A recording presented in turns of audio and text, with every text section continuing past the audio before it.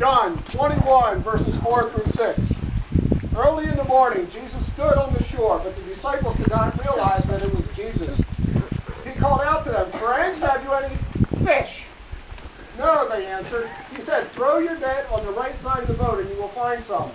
When they did, they were unable to haul the net in because of the large number of fish.